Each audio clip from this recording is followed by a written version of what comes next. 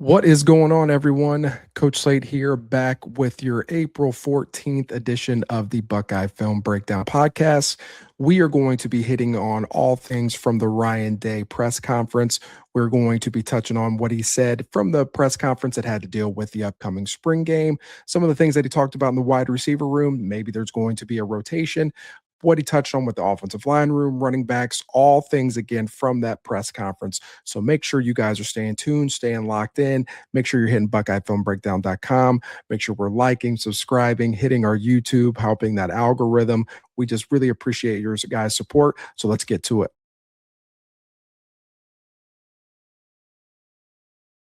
What is going on, everybody? Welcome to the end of spring ball is almost here edition of Buckeye Film Breakdown.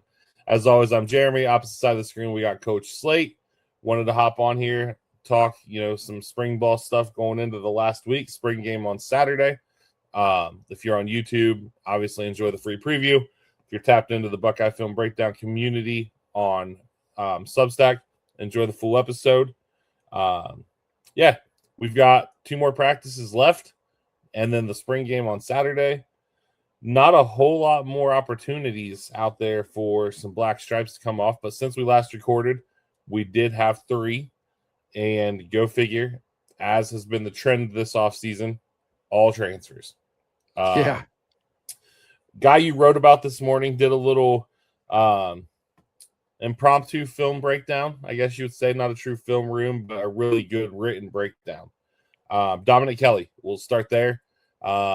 A dude that we are both really high on, and I think he's honestly kind of came in and exceeded what we thought we would get right off the rip.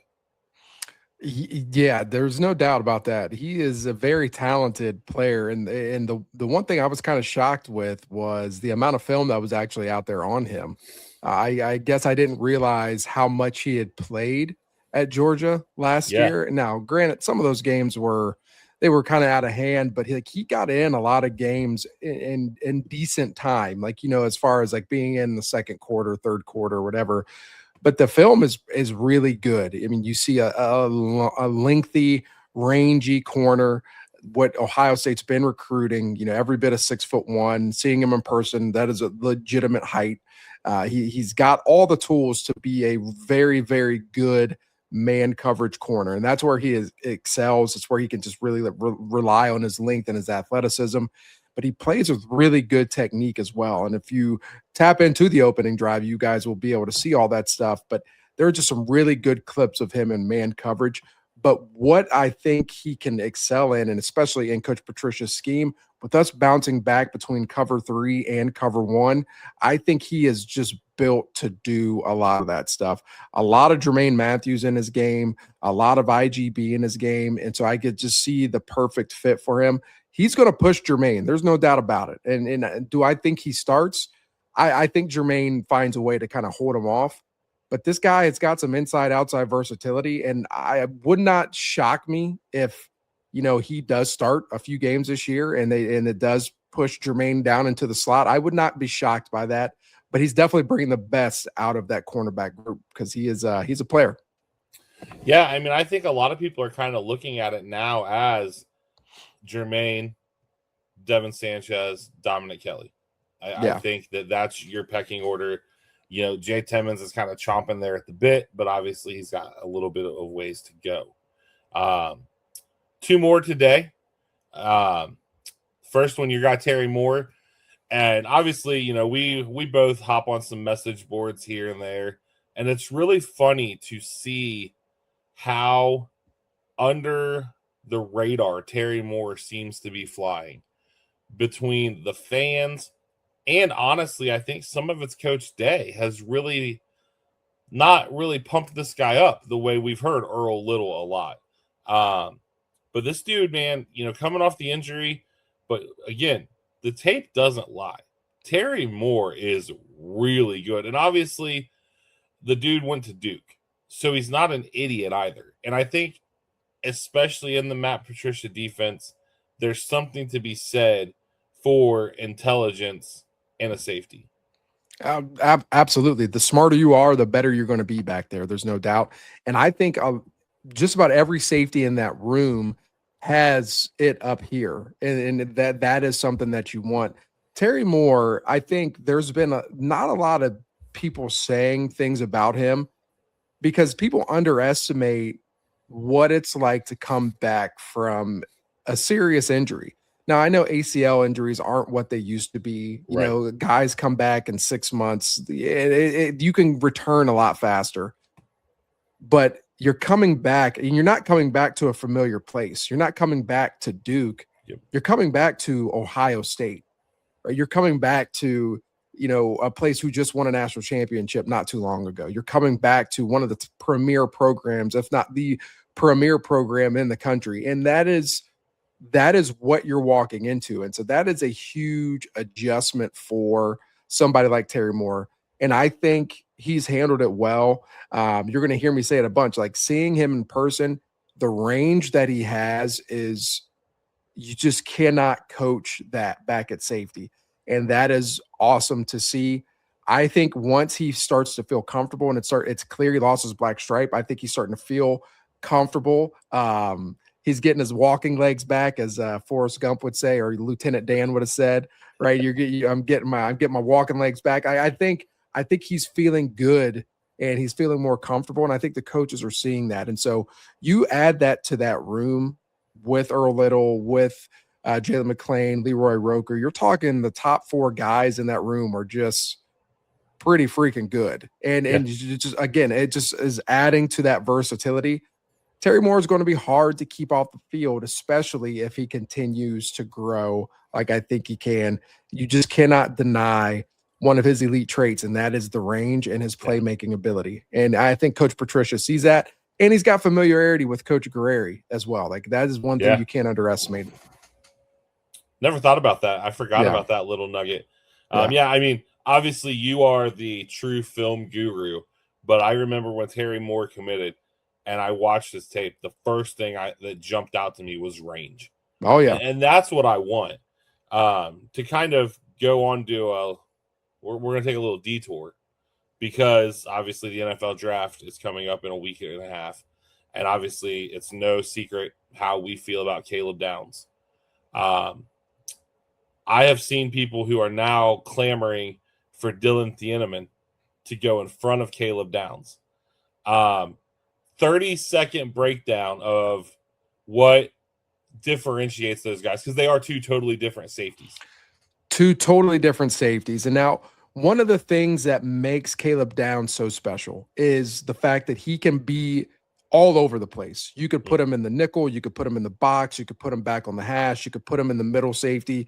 Heck, you could even line him up at corner. That is what separates Caleb Downs from most safeties.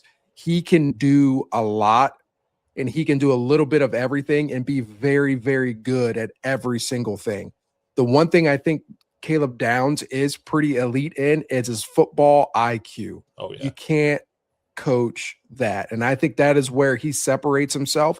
I also think he is elite at fitting in the run game. And so I think that's where he separates himself from a lot of the other safeties. Thieneman, he is an athlete. That is, he is an athlete to the purest definition of the word. He can cover ground. He has got range. He's got playmaking ability. And that's not saying that Caleb Downs doesn't have it. But when you think of the two type of safeties that you want, you need a safety that can go get it when the quarterback is trying to throw the ball deep down the field, and that can guard seam to seam, right? That is what I think of when I think of Thieneman. And then he can come down and play in the box as well. But when I think of Caleb Downs, I think of somebody who can play in the box. But if you need him to play in the center field, he can do it too. If you need him to play on the hash, he could do that too.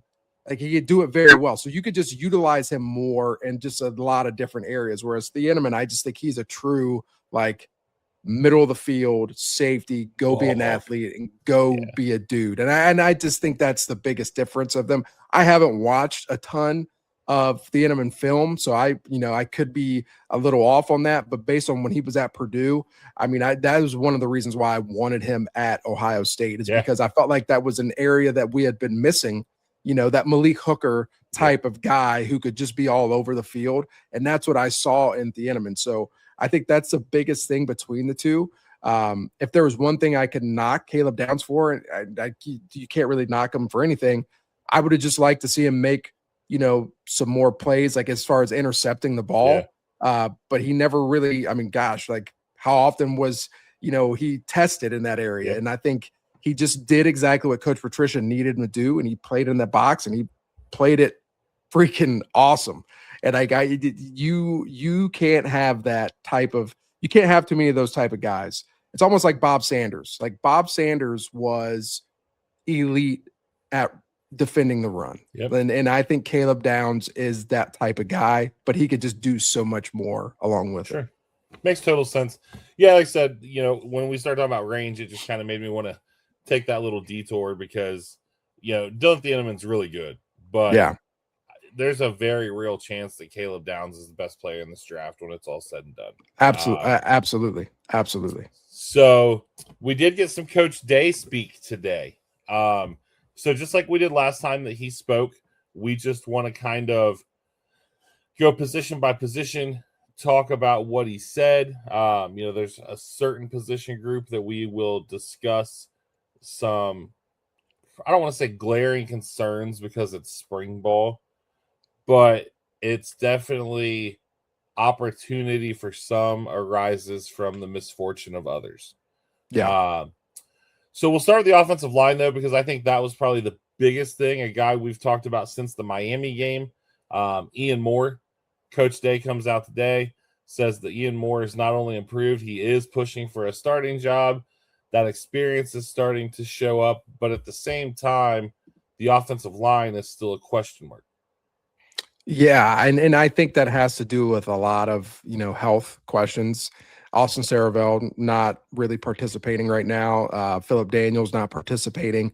And so you don't really know what you're going to get with those guys, but that does, again, opportunity for Ian Moore to really show that he should be a starter. You heard what Luke and a bunch of the other guys said about him. He's going to be a first-round draft pick in their eyes. They think he's got all the potential in the world. If you think that, freaking put him out there. And I'm all for it. And I think he does have that potential, and cannot forget that he was one of the top rated, offensive line recruits coming out of high school, and he just wasn't a big time camper. And so like, once you get that experience here in the weight room and all those things, like you're now starting to see some of those things come to a head and come to light.